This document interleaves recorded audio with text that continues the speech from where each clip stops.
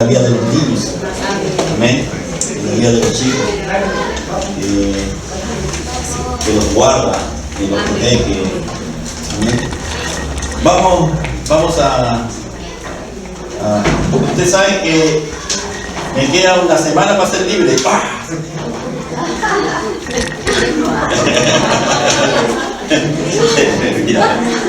mira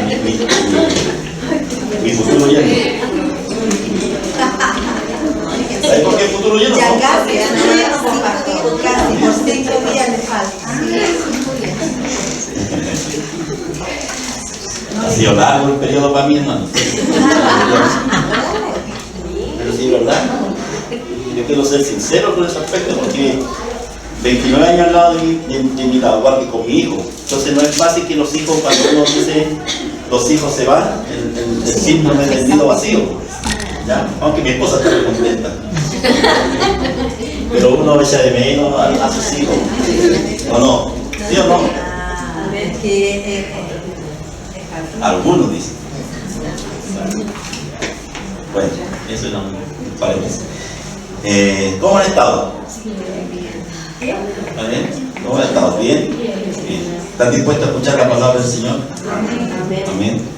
Mire, quiero leer un pasaje que se encuentra en Josué, capítulo 24, ¿ya?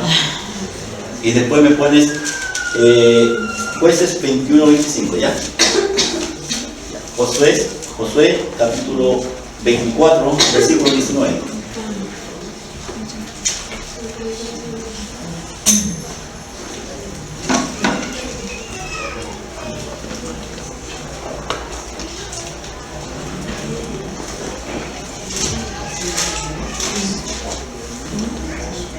¿Ok? Dice, Dios en el nombre del Señor. Entonces Josué dijo al pueblo: no podréis servir a Jehová, porque Él es Dios santo y Dios celoso. No sufrirá vuestras rebeliones y vuestros pecados. Síganla.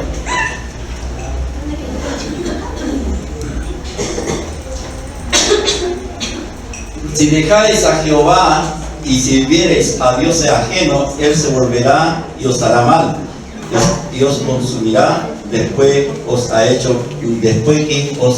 bien. El pueblo entonces dijo a Josué: no, sino que a Jehová serviremos. Y Josué respondió al pueblo: vosotros sois testigos contra vosotros mismos de que habéis elegido a Jehová para servirle. Y ellos respondieron: testigos somos. Quitad pues ahora los dioses ajenos que están entre vosotros, e inclinad vuestro corazón a Jehová, Dios de Israel. Y el pueblo respondió a Josué: a Jehová nuestro Dios serviremos, y a su voz obedeceremos. Entonces Josué hizo pacto con el pueblo el mismo día, y les dio estatutos y leyes en Siquem. Y escribió Josué estas palabras en el libro de la ley de Dios, y tomando una gran piedra la levantó allí debajo de la encina que está junto al santuario de Jehová. Y dijo Josué a todo el pueblo: he aquí, esta piedra nos servirá de testigo, porque ella ha oído todas las palabras que Jehová nos ha hablado. Será pues testigo contra vosotros, para que no mintáis contra vuestro Dios. Y envió Josué al pueblo, cada uno a su posición. Amén. Dios bendiga su palabra. Jueces, capítulo 21, versículo 25, por favor.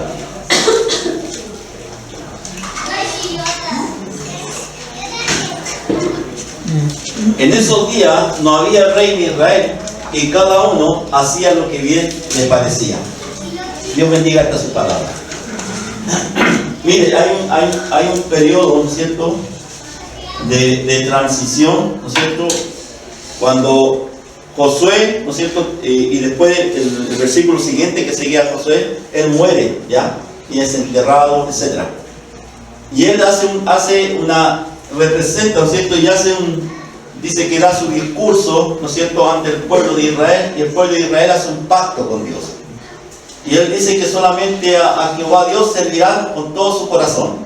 Pero él hace una advertencia, ¿no es cierto? Si se apartara de Dios, ¿no es cierto?, hay una causa, consecuencia, ¿no es cierto? Hay una causa y consecuencia. Hay una orden, pero si yo desobedezco esa orden, hay una consecuencia. ¿Ya? Porque toda decisión tiene su consecuencia. ¿sí o no? Así es. Sea buena O sea, o sea mala, ¿no es cierto? Entonces, yo por ejemplo, yo tomé una decisión hace, ¿cuánto ya fue tu esposa mía casado? Más o menos, como 30 años justo, más o menos. Yo tomé una decisión hace 30 años de estar con mi esposa. Y al día de hoy, yo doy gracias a Dios por haber tomado esa decisión. amén. Fue una buena decisión. Pero en el transcurso, Ay, no pensó que era la ¿ah? A veces dije yo, ¿para qué tomé esta decisión? No. Tomé una buena decisión. A pesar de que en el transcurso de mi caminar con ella, tuvimos altos y bajos. ¿Ya? Pero aquí estamos. Amén. ¿Ya? Porque nosotros hicimos un pacto de amor. Amén. Aunque bueno, ustedes conocen más o menos mi historia con mi esposa. Pero yo hice un pacto de amor.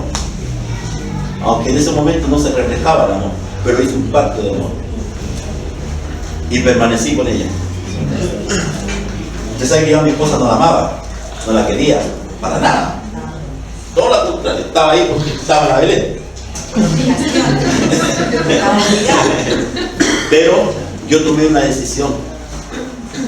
Yo como criado con 7 mujeres en mi hogar, más mi mamá, 8. Imagínense cómo me tenían. Pero tomé una decisión de amor. Es lo mismo que hizo el pueblo de Israel acá con Josué. Ellos tomaron una decisión de servir a Jehová su Dios. Y dice que le iban a obedecer en todo. ¿Ya? Entonces empieza el libro de, yo quiero para mí no dar un resumen lo más detallado posible. ¿No es cierto? Josué habla estas palabras del pueblo, Josué muere y viene el periodo que se llama de los jueces. ¿Ya? El último juez fue Samuel y fue uno de los jueces mejor evaluados, por decirlo así. ¿Ya? Bueno, está Gedeón, está Sansón, está etcétera. ¿Ya? Y si ustedes se dan cuenta y ven más o menos la historia de estos jueces, muchos de ellos, según a la perspectiva del hombre, no tenían las cualidades, como compartía mi hermana Estrellita, ¿no es cierto? Y Dios empieza a buscar y su pueblo, y su pueblo, ¿no es cierto? Dios tenía una promesa sobre su pueblo. Dios nunca se olvida de sus promesas. Israel iba a ser su pueblo a pesar de Israel. ¿Ya? A pesar de Israel. Entonces el versículo el capítulo 21-25 refleja mucho de las características, el carácter del pueblo de Israel. Y a veces es parte también de nuestra forma de ser. ¿Ya? Una de las grandes, por decir, una de las grandes tragedias, entre comillas, de la iglesia cristiana en los últimos 30 años, estoy hablando de lo que yo conozco, las últimas 3 décadas, por eso pasado tiempo. ¿Ya? Una de las características de la iglesia, ya en general, ¿no es cierto? Hablando de lo que yo conozco, ya, es que muchos hacen lo que bien le parece. Y eso es peligroso, hermano. Quiero leerle, ¿no es cierto? Capítulo 6 después, quiero leer una parte, ¿no es cierto?, de qué es lo que pasó con el pueblo de Israel por causa de apartarse de Dios. ¿Ya? Dice Jueces capítulo 6.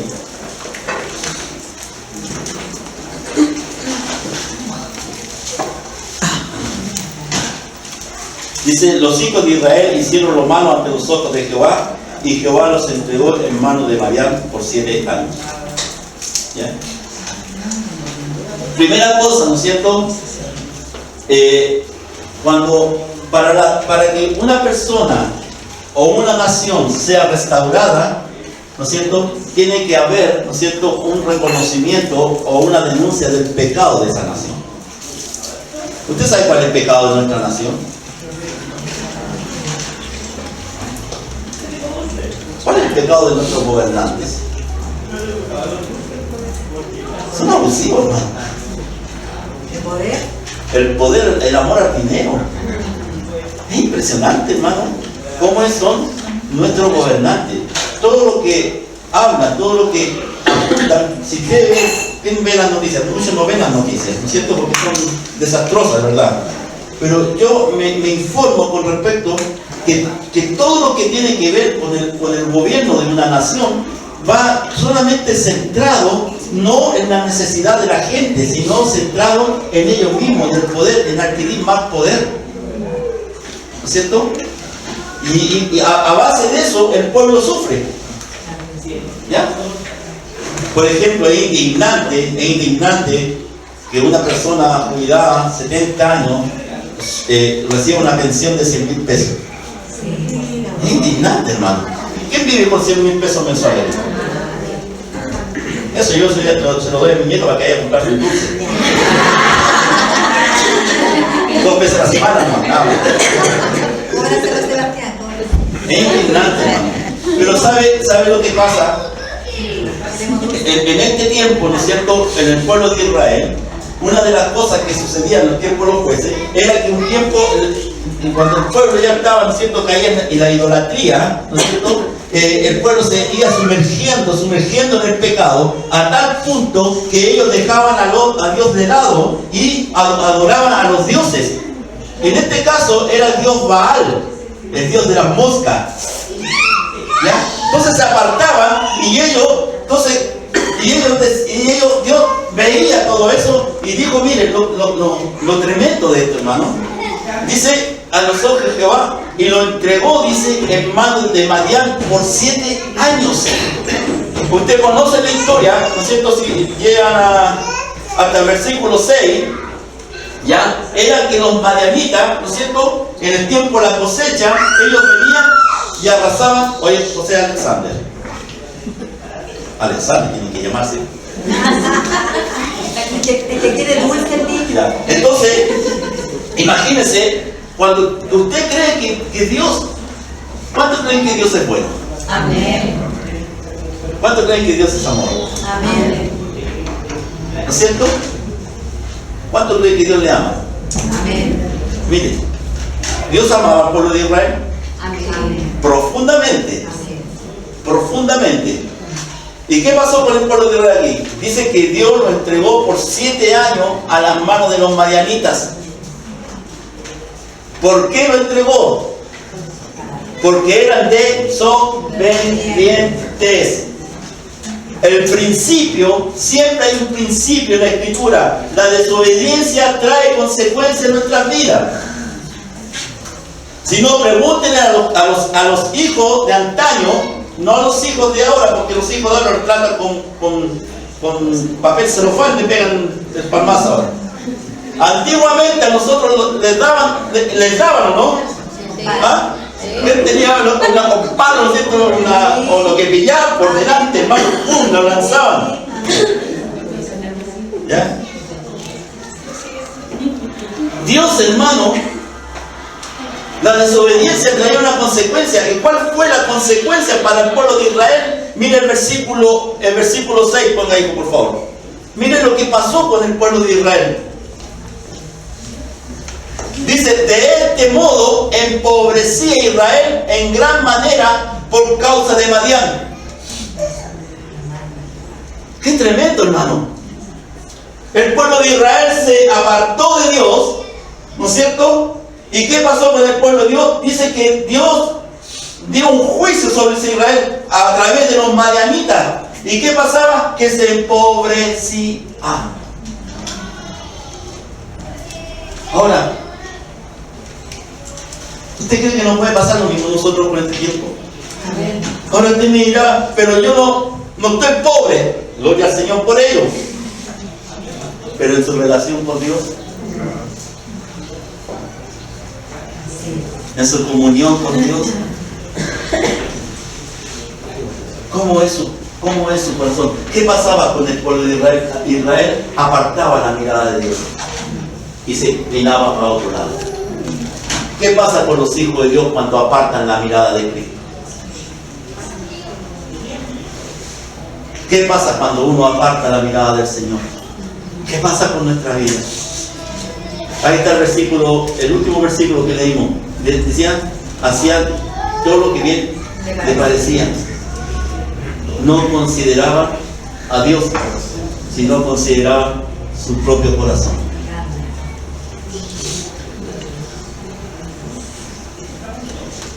En la desobediencia trae consecuencias. Y una de las consecuencias es empobrecía la vida del pueblo. Pablo siempre decía que era rico, pero no hablaba de riquezas materiales, sino la riqueza que encontraba en Cristo Jesús. Y el conocer a Cristo, hermano, te hace rico. El conocer al Señor te hace una persona totalmente con una riqueza que tú no te imaginas de lo que es la riqueza de Dios en la vida de un creyente amante del Señor. Entonces, comienza con una denuncia del pecado del pueblo. Dios denuncia el pueblo y por eso era la consecuencia de que los madianitas le robaban toda su cosecha, todo su ganado, y los israelitas se escondían en las cuevas. ¿Ya? Dice, de este modo empobrecía a Israel en gran manera por causa de Madián, y los hijos de Israel clamaron a Jehová. Mire, aquí, ahora, cuando nosotros hablamos de la gracia de Dios, ¿dónde se manifestó la gracia de Dios? ¿Solamente en el Nuevo Testamento?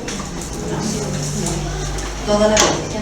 A través de toda la Escritura, nosotros podemos ver la gracia de Dios sobre su pueblo y sobre las naciones.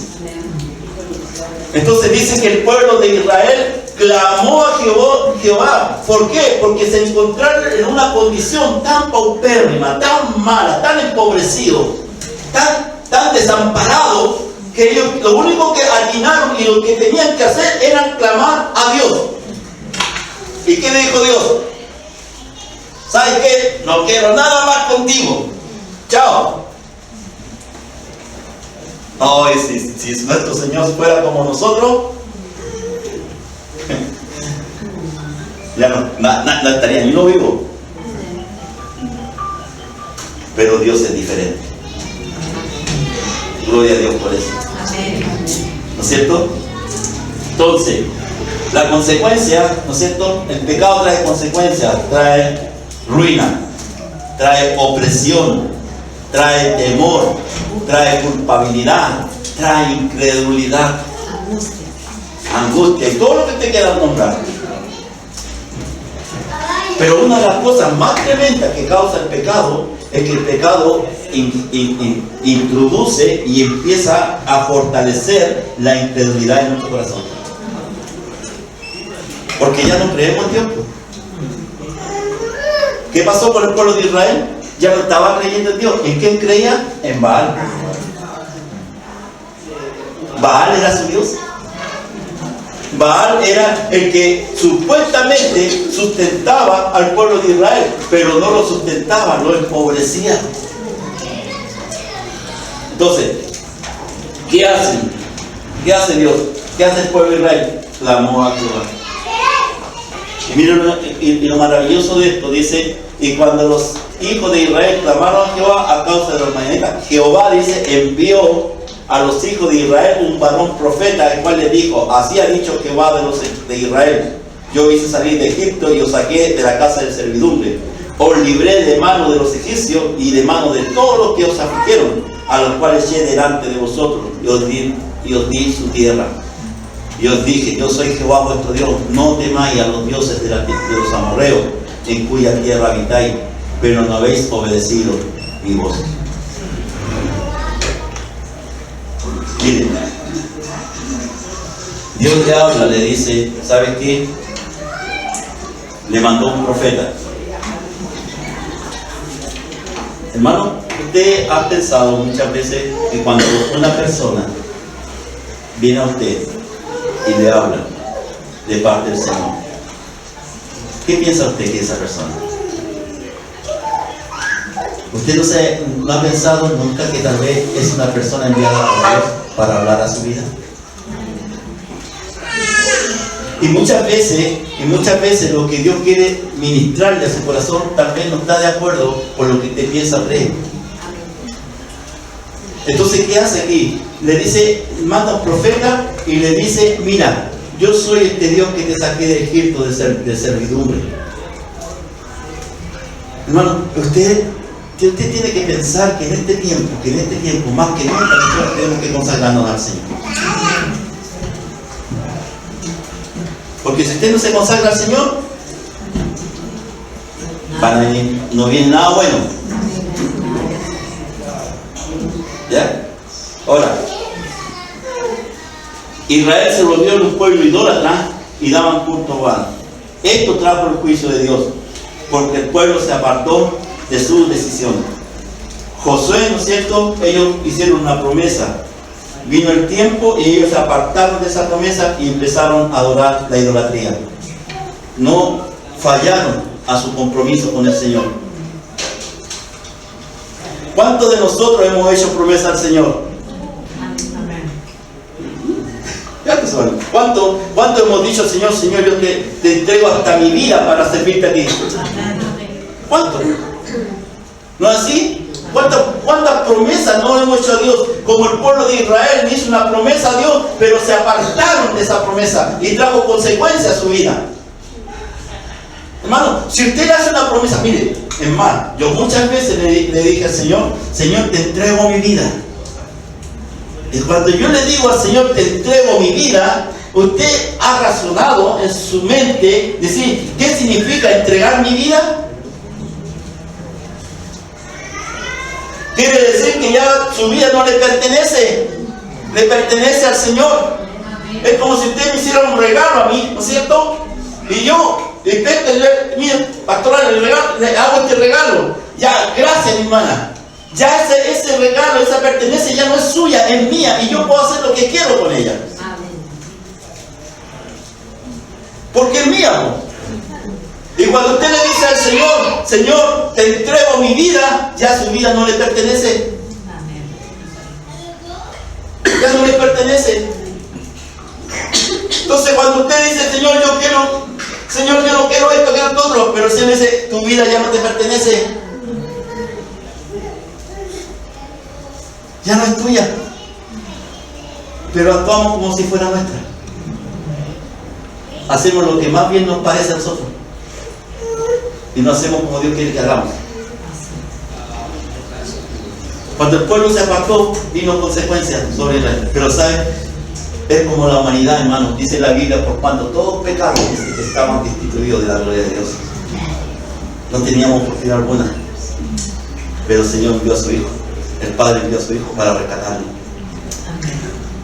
En la Biblia siempre nos habla que siempre va a haber un Salvador. Como para el pueblo de Israel, como también iba a haber para nosotros un Salvador. Por eso que dice Eclesiastés, dice, cuando prometas algo, mejor cúmplelo, porque prometiste. Y no sea insensato, dice, si cumples, cuando prometes, no cumples. Yo he decidido seguir a Cristo. Amén. No solamente ahora, pero la decisión que tomé me ha traído llanto, alegría, gozo, paz, tribulación, angustia, opresiones, lucha, tomar decisiones cada día. Es decidir por Cristo. Amén. Y cada vez que voy a claudicar, cada vez que me voy a volver atrás, yo pienso, Señor, yo te entregué mi vida. No me pertenezco. No soy mío. Soy tuyo.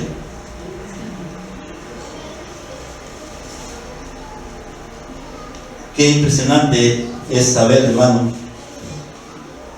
que las consecuencias de nuestra desobediencia no solamente me afectan a mí, sino afecta a todos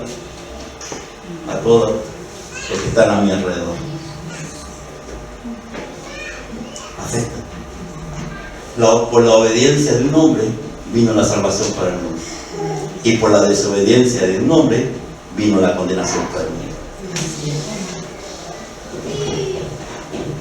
Dice que Cristo, en los tiempos de su aflicción, con ruego y lágrima, clamar a aquel que lo podía librar, dice que fue libertado. Por ese hombre llamado Jesús, nosotros podemos tener vida eterna. Por eso que a veces hay cosas que yo no entiendo, hermano, la verdad. No entiendo. Yo cuántas veces he estado en mi vida cristiana y decir, ya, Señor, no quiero más. Pero cuando recuerdo lo que Cristo hizo por mí, me vuelvo al Señor. Porque es parte de nuestra naturaleza. El hecho no es que usted no sienta eso. El problema es que no se quede en eso, sino que se arrepiente y se vuelva al Señor, como hicieron los israelitas. Ellos se arrepintieron y se volvieron al Señor. ¿Por qué? Porque nuestro Dios es un Dios de oportunidades, pero tuvo que venir un profeta. Dios tuvo que denunciar el pecado. Vino un profeta y le dijo, miren, apártense de eso. Y después Dios levanta a un hombre para guiar a su pueblo a la libertad, a que sean libres. ¿De qué? De los madianitas. ¿Usted sabe cuánto era el ejército de los madianitas? Eran de 135,000 hombres de guerra. No eran nada poquito, hermano. ¿Ya? Entonces, es importante, hermano, es importante que nosotros seamos fieles a los pactos que le hemos hecho a Dios, seamos fieles a las decisiones que hemos hecho por Dios, seamos fieles porque de Él viene la bendición, y la bendición de Dios no añade tristeza. La bendición no añade tristeza. La bendición de Dios no es para que tú te angusties, no, la bendición de Dios es para que tú disfrutes de la presencia de Dios.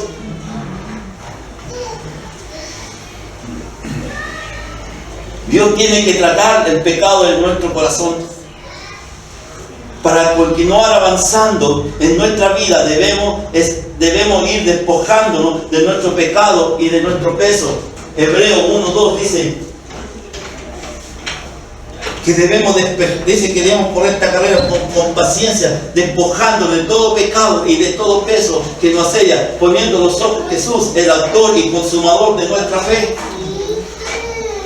Debemos, hermanos, para avanzar en nuestra vida cristiana, para ir madurando, nosotros tenemos que ir despojándonos del pecado, irnos despojándonos de todo peso. El pecado y el peso son dos cosas diferentes. Debemos avanzar. Aquí, hermanos, es natural que nosotros maduremos. Como iglesia tenemos que madurar, como hijos de Dios tenemos que madurar, porque es lo natural.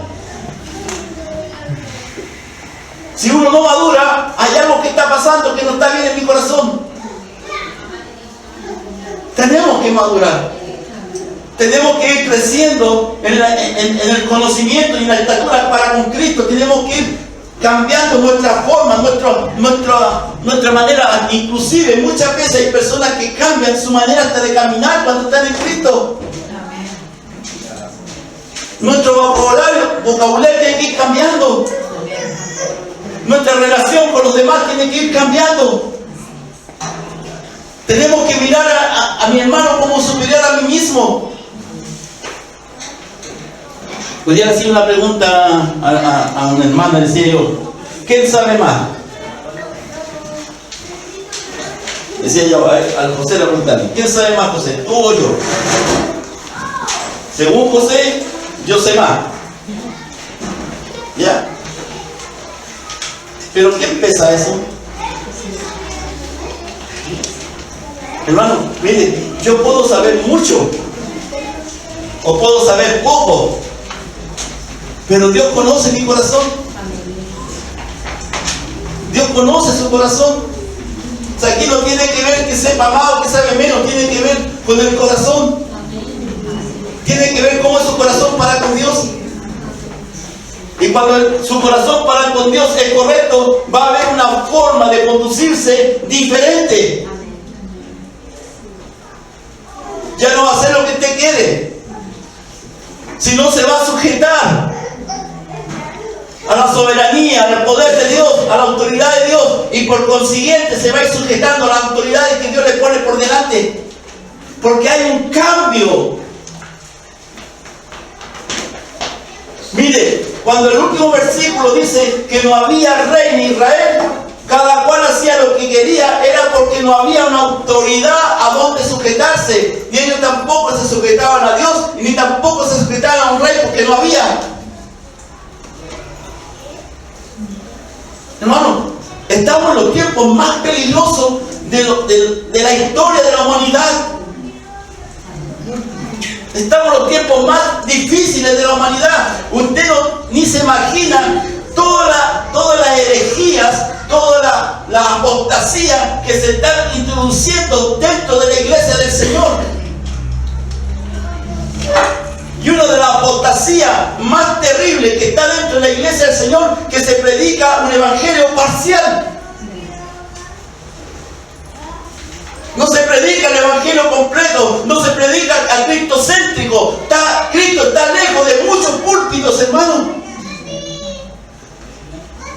¿Por qué? Porque nosotros hemos acomodado el evangelio a mi forma, a mi cultura, a lo que yo soy, y no como la Escritura me lo señala, como me lo dice. Y esa es una de las peores herejías apostasía que puede haber en la iglesia del Señor. Por eso que debemos ser cristocéntricos, hermano. Y el ser cristocéntrico trae consecuencias.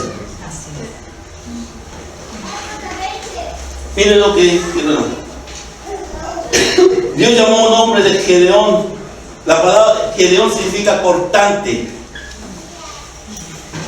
Bueno, en Israel los nombres eran importantes, por lo general demuestran características del carácter de una persona.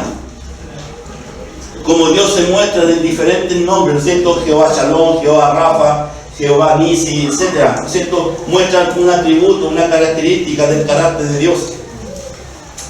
Gedeón era un cortante.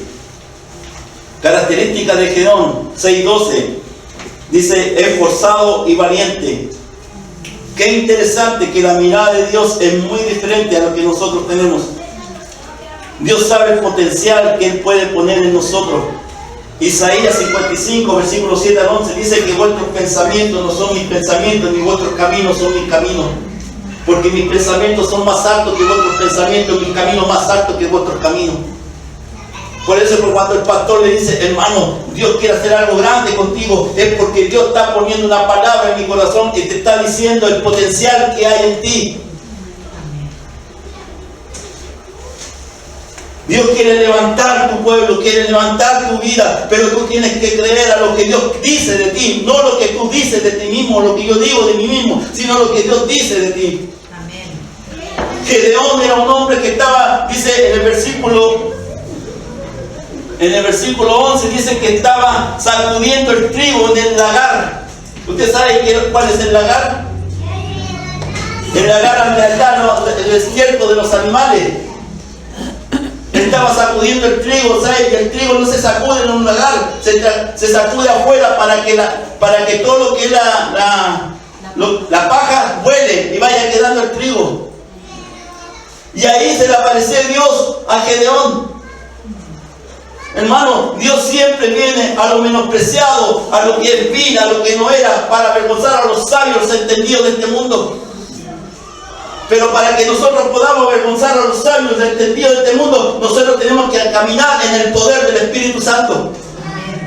Porque si no, no podemos. Pablo decía, yo no vengo con palabras de humana sabiduría, sino que vengo con demostración del poder del Espíritu Santo. Necesitamos ser llenos del Espíritu Santo. Y Pablo, y aquí Gedeón dice, primera cosa, era esforzado y valiente. Si nosotros llegamos esta mañana aquí es porque hubo un esfuerzo. Luchamos contra nuestra carne, luchamos contra la hora de más, luchamos con todo lo que involucra mi ser como hombre. Luchamos para estar esta mañana aquí, para escuchar a un predicador que no predica bien como yo. Es verdad, hermano. Pero hubo un esfuerzo de parte suya. Hubo un esfuerzo de parte de usted. A veces los demás no lo ven, pero Dios sí lo ve. Era humilde. Miren el versículo 15, dice: entonces le respondió: Señor mío, ¿por qué salvaré yo a Israel? He aquí que mi familia es pobre en Manasés y yo el menor de la casa de mi padre. Tenía un espíritu humilde. Él sabía que él no podía contra un ejército de 135,000 hombres, aunque ellos tuvieran 33,000. No podían. Aunque Gedeón ya no sabía lo que venía más adelante con respecto a Dios. Usted no sabe, hermano, lo que Dios tiene para usted. Usted no tiene ni idea lo que Dios está preparando para usted. Pero nosotros tenemos que tener una actitud correcta delante de Dios. Primera de Pedro dice 5:10 que Dios resiste a los soberbios, mas da gracia a los humildes. Cuando hay un corazón que no es humilde, Dios lo resiste. No puede estar ahí con él, porque Dios no es así. Filipenses capítulo 2 habla de Jesucristo, dice que él se humilló a lo sumo. Para servir a Dios, hermano, tiene que haber un corazón humilde. Porque la humildad atrae la presencia de Dios a tu corazón. La atrae. Es un imán para Dios. La humildad es un imán para Dios cuando tú te humillas, cuando tú reconoces, cuando tú sabes que no puedes y dices: Señor, yo no puedo solo, no puedo con esto, necesito tu ayuda. Sabes que eso atrae la presencia de Dios a tu corazón y Dios te da esfuerzo alcanzado. El que no tiene ninguna, Dios le da la fuerza. Dios te da sabiduría e inteligencia. Dios te hace algo glorioso con tu vida, pero el corazón humilde.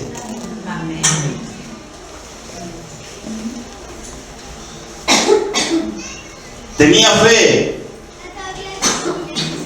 Miren lo que dice en el versículo del 17 al 24. Habla, ¿no es cierto?, que cuando se le apareció el ángel de Jehová, los eruditos dicen que era Cristo que se le apareció en ese tiempo a él. Y dice, ¿no es cierto?, y vino Gedeón, dice, quiero leer el versículo 24, y dice: y edificó allí Gedeón altar a Jehová, y llamó Jehová Shalom, el cual permanece hasta hoy en Ofra de los abiseritas. ¿Qué es lo que hace? ¿Qué es lo que hace un hombre con fe? ¿Qué es lo que hace un hombre que tiene fe? Levanta altar a Jehová. Si este hombre no tuviera fe, no hubiera hecho lo que hizo. Que le ofreció panes, le ofreció carne. ¿Y que hizo el ángel de Jehová? Dice: no, tráelo a la peña. Y lo sacrificó, porque él estaba pidiendo: si hallado gracia delante de ti. Y cuando hizo eso el ángel de Jehová, es porque le ha dicho: sí, yo tengo gracia sobre tu vida. Hermano, la gracia de Dios está sobre nosotros. Amén. ¿Y sabe por qué está sobre nosotros? Porque nosotros hemos reconocido a nuestro Señor Jesucristo como nuestro Salvador y como nuestro Señor. Por eso que hay gracia sobre nosotros. Si no, no habría gracia sobre nosotros. Era un hombre. Se manifestó la gracia de Dios al consumir la carne y los panes sin levadura. Podemos decir que tenía una fe débil, o era un hombre precavido. Cual fuera la situación, Dios no lo juzgó, sino que lo usó para su gloria. 1 Corintios 25 al 31 habla sobre aquel que Dios escoge, lo menospreciado, lo vil, lo que no era. Hermano, tú y yo éramos los menospreciados, lo vil, lo que no era, lo que el mundo nos da un peso por nosotros. Éramos los que éramos lo despreciados de este mundo. Éramos los que nadie tenía nada con nosotros, pero Dios tenía una mirada diferente. Qué glorioso el Señor, hermano, que dentro de mi pobreza más grande, dentro de la inmundicia más grande de mi pecado, a donde yo no tenía ninguna oportunidad, los ojos del Señor estaban sobre mí. Los ojos del Señor estaban sobre ti. Si tú no estás aquí, hermano, porque eres el mejor o el peor, estás aquí porque Dios puso tu mirada en ti. Como decía el profeta, ¿no es cierto? Desde el vientre de tu madre yo te vi, te escogí, le dijo el profeta. Hermano, ¿quién sabe que Dios desde el vientre de tu madre te escogió para esta época, para este tiempo, para anunciar las virtudes de aquel que te llamó de las tinieblas a su luz admirable? Pero cuando nos apartamos la mirada de Cristo, toda esa grandiosa revelación de Dios para tu vida se va apagando, se va apagando, se va apagando, se va apagando, se va apagando. Pero Dios quiere que tú vuelvas su mirada a Él.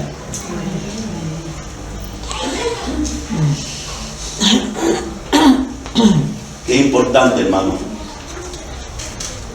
Después, hermano, después de todo lo que vivió, ¿no es cierto? ¿Qué pasó? Dice que cuando Dios trató con el pecado del pueblo de Israel, ¿qué le hizo hacer a Gedeón? Gedeón le dijo: anda y destruye el altar a Baal que estaba ahí. Y para peor, el altar estaba en la casa de su padre. Y fue y destruyó ese ídolo. ¿Y qué iba a pasar con Gedeón? Lo iban a matar. Y Gedeón dijo: ok, si ustedes están con ese Dios, dígale que se defienda a sí mismo. Y no pudieron. Y después de todo esto, hermano, hubo una denuncia del pecado de Israel. Hubo una consecuencia por el pecado de Israel. Empobreció a Israel. Dios levantó un profeta y le dijo: mira, yo voy a estar contigo. Igualmente en este tiempo, Dios levantó un hombre llamado Gedeón, cortante, con ciertas características que Dios las vio, que Dios las miró, que era un hombre de fe, que era valiente, esforzado, ¿no es cierto? Era un hombre precavido, ¿no es cierto? Porque le pidió señales al Señor. Después de eso, recién lo pudo mandar a la guerra. Capítulo 7.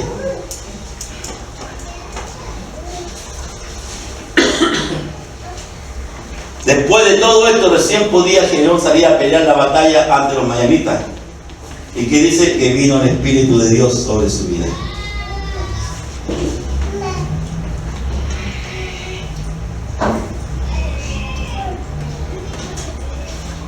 Gedeón capítulo 7 dice, perdón, jueces.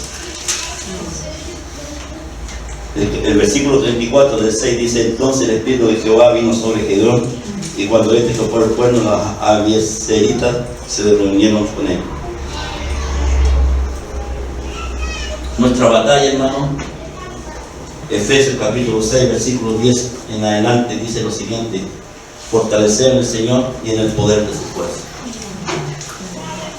Esta batalla no se pelea en la carne. Esta batalla que nosotros estamos no se pelea con tus fuerzas, ni con tus capacidades, talento o lo que tengas. No sirve en el mundo espiritual. Tú puedes tener muchos talentos, muchos dones, pero si tú no estás lleno del Espíritu Santo y no eres guiado por el Espíritu Santo, tú vas a ser derrotado. La carne es más fuerte que nuestra voluntad. El poder del pecado en nosotros es más fuerte que nosotros ni imaginamos ese poder. Por eso es que nosotros a veces vamos de tumbo en tumbo, porque no estamos siendo llenos del Espíritu Santo, no estamos siendo guiados por el Espíritu Santo, no estamos siendo controlados por el Espíritu Santo. Y no estamos entendiendo por qué Dios nos prueba tanto y tan seguido en nuestra vida. Romanos 8:26 dice que los que aman a Dios, todas las cosas le ayudan a bien. Esto es conforme al propósito por el cual fueron llamados. Pero ¿a quién ama? ¿A quién le ayuda las pruebas, las dificultades? ¿A quiénes? A quienes que aman a Dios. Aquellos que tienen una relación con Dios, una comunión con Dios. Esas las pruebas le ayudan a bien, porque tú estás entendiendo que hay un propósito de Dios en tu vida y es formar a la persona de Jesucristo en tu vida. Por eso que Dios nos prueba, hermano. Por eso que si tú amas a Dios es porque Dios quiere formar su carácter, su forma en nosotros. dice lo siguiente: y levantándose fue de mañana Jeroboam, el cual es Gedeón, y todo el pueblo que estaba con él acamparon junto a la fuente de Jarot, y tenía el campamento de los madianitas al norte, más allá del collado de Moré, en el valle. Y Jehová dijo a Gedeón: el pueblo que está contigo es mucho para que yo entregue a los madianitas en tus manos, no sea que se alabe Israel contra mí, diciendo: mi mano me ha salvado. Ahora pues a pregonar, dice, en oídos del pueblo, diciendo: quien tema y se estremezca, madrugue y devuélvase desde el monte de Gadad. Y se devolvieron de los del pueblo 22.000 y quedaron 10.000. Y Jehová dijo a Gedeón: aún es mucho el pueblo, llévalo a la Saba y allí te lo aprobaré. Y desde que yo te diga, vaya este contigo, irá contigo. Más de cualquiera que yo te diga, este no vaya contigo, está cuidado. Entonces llevó el pueblo a las aguas. Y Jehová dijo a Gedeón: cualquiera que la mire las aguas con su lengua, como la lame un perro, aquel pondrás aparte. Asimismo a cualquiera que se doblare sobre su rodilla para beber. Y fue el número de los que lamieron llevando el agua con la mano a su boca 300 hombres, y todo el resto del pueblo se dobló sobre sus rodillas para beber las aguas. Entonces Jehová dijo a Gedeón: con estos 300 hombres que lamieron el agua, os salvaré y entregaré a los madianitas en tus manos. Y váyase todos los demás, gente, cada uno a su lugar. Qué interesante ver, ¿no es cierto? Recuerden que los madianitas eran 135.000. ¿Ya? Y yo en este tiempo he estado entendiendo muchas cosas de parte de Dios. ¿Por qué Dios está tratando así con nuestra congregación? ¿Por qué algunos resisten, otros no resisten? ¿Por qué algunos están, otros no están? ¿Por qué? Yo he estado entendiendo de parte de Dios todo este tema del trato de Dios sobre el corazón de su pueblo. Entonces, ¿qué es lo que pasa? Cuando Dios llama a todo este pueblo a pelear por los madianitas, como Dios conoce el corazón del pueblo, le dice, en este caso, no todos estaban listos para pelear contra Madian. No estaban todos listos. No todos tenían un corazón de tal manera en el cual Dios podía usar para pelear esta guerra que tenían que pelear. ¿Y qué hace Dios? ¿Qué hace Dios? Dios dice, váyanse. Le da ciertas características del corazón de las personas que le dicen que no, váyanse a sus casas. Pero hay algo bien glorioso en esto, ¿no es cierto? Ellos se van, el primer grupo, después se va el segundo grupo y quedan 300. Y dice el Señor que se vuelvan a sus casas. Pero ¿saben lo maravilloso de esto? En todo el relato de esta situación es que Dios no juzga a su pueblo.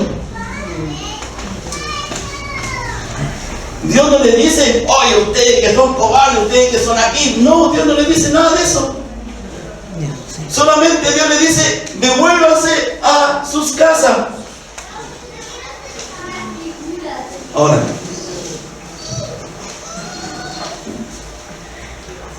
quiere decir que seguir el Evangelio no es fácil. Yo no sé cuántos de ellos estaban dispuestos a renunciar a lo suyo para tomar lo de Dios. ¿A dónde está dice la Escritura? ¿A dónde está tu tesoro? ¿A dónde está tu corazón? Está tu tesoro. ¿A dónde estaba el corazón del pueblo en ese momento? ¿Estaba con Dios? Lo más probable que no. ¿A dónde está el corazón de esos 300? ¿Estaban con Dios? Probablemente sí. Entonces aquí hay un principio que se opera, el principio del remanente. Siempre hay un remanente que esté dispuesto. Cierre la puerta ahí, por favor.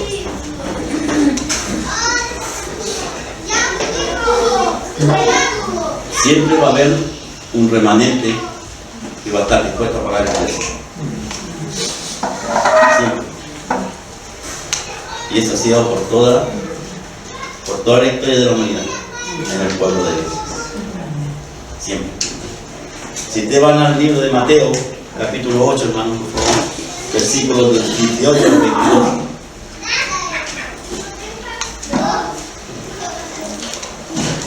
Dice, viendo Jesús rodeado de mucha gente, mandó a pasar al otro lado. Y vino un escriba y le dijo: maestro, de que te seguiré a donde quiera que vayas. Jesús le dijo: las zorras tienen guaridas y las aves del cielo nido, mas el Hijo del Hombre no tiene donde recostar su cabeza.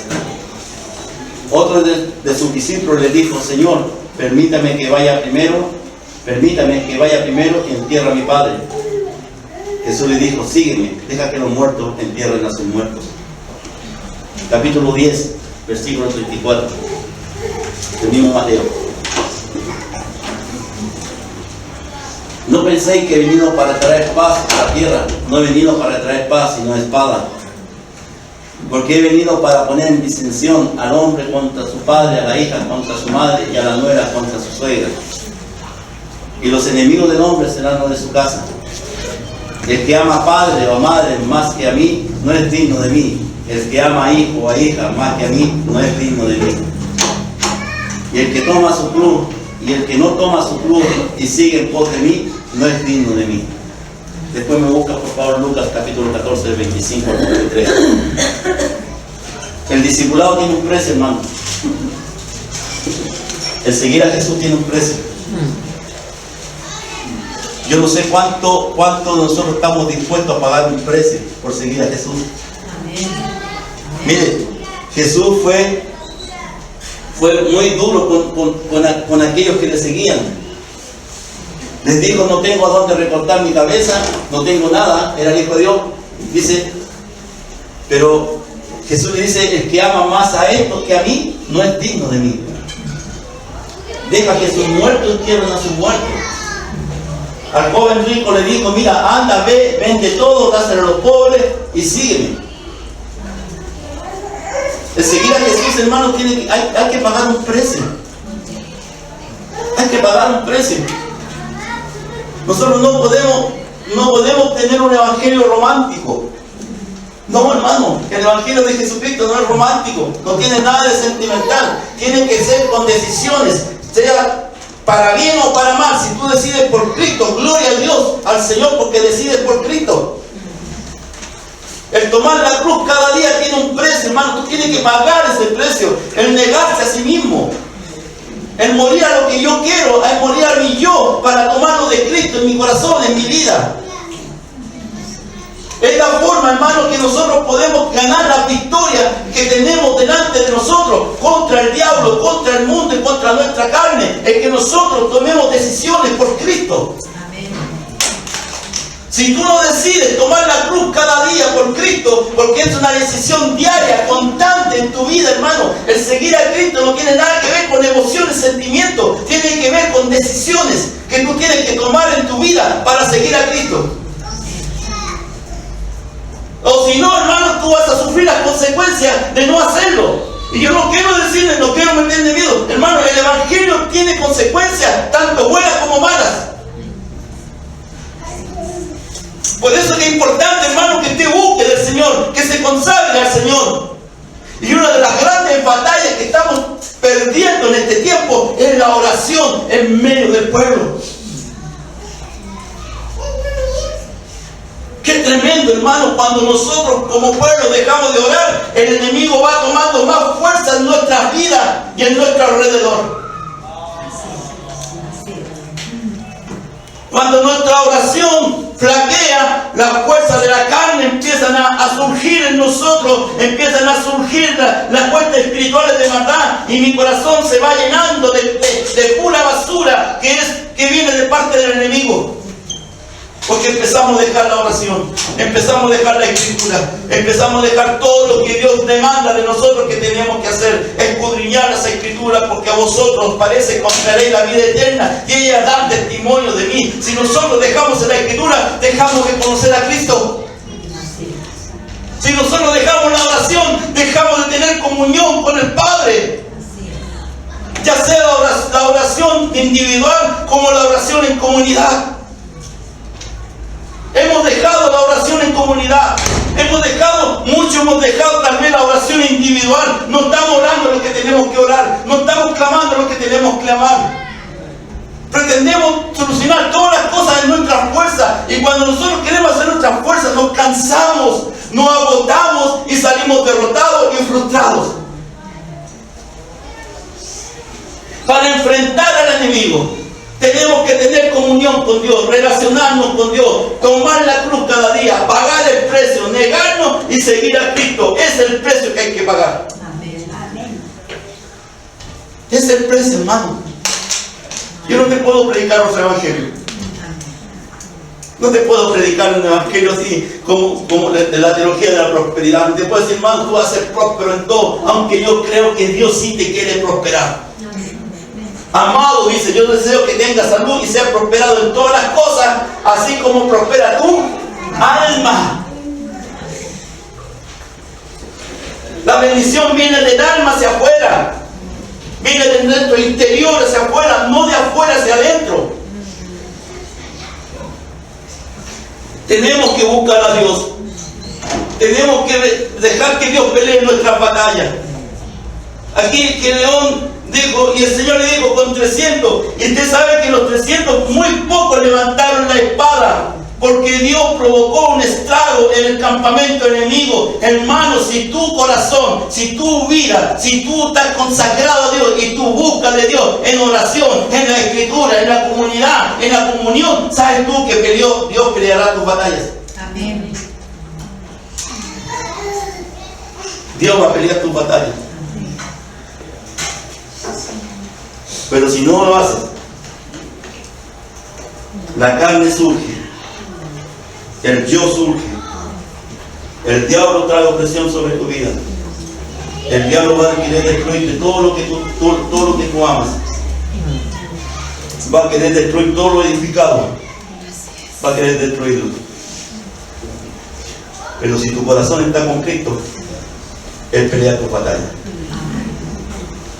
Él pelea tu batalla. Si no, vamos a salir fracasando. Grandes multitudes iban con Él y volviéndose les dijo: si alguno viene a mí y no aborrece a su padre, y madre, y mujer, e hijo, y hermanos y hermanas, y aún también su propia vida, no puede ser mi discípulo. Ese es Jesús hablando. No hay nada de romántico en Jesús allá. No hay nada. No hay nada de compasión en esas palabras. Pero hay mucho amor de Dios ahí. Si tú quieres ser su discípulo, tienes que negarte a ti mismo. Y no es fácil, hermano. No es fácil morir a nuestros propios deseos, a lo que yo quiero. No es fácil. ¿Cierto? Pero el que lo hace, la recompensa viene de parte de Dios. Dios te está mirando diferente a como nosotros te vemos. Y eso es lo grande de Dios. Que Dios no mira como nosotros miramos. Dios vio algo en Gedeón, lo levantó, lo preparó y le dio victoria. Dios vio algo en ti, te está levantando, te está preparando para que tengas grandes victorias. Pero déjate moldear por Dios. Un discípulo, un verdadero discípulo, es una persona que se deja moldear por Dios. Un verdadero discípulo es una persona que es enseñable. Si tú no eres enseñable, no eres discípulo. Si tú no te dejas moldear, no eres discípulo. Si tú no te niegas a ti mismo, no eres discípulo. ¿Entiendes? Ese es el discipulado de Cristo. Y eso está para todo su pueblo. Dios nos ama y nos ha amado con amor eterno, pero no lo quiere dejar como estamos. Quiere cambiar nuestra vida aún más de lo que ha cambiado nuestro corazón. Amén. Oremos.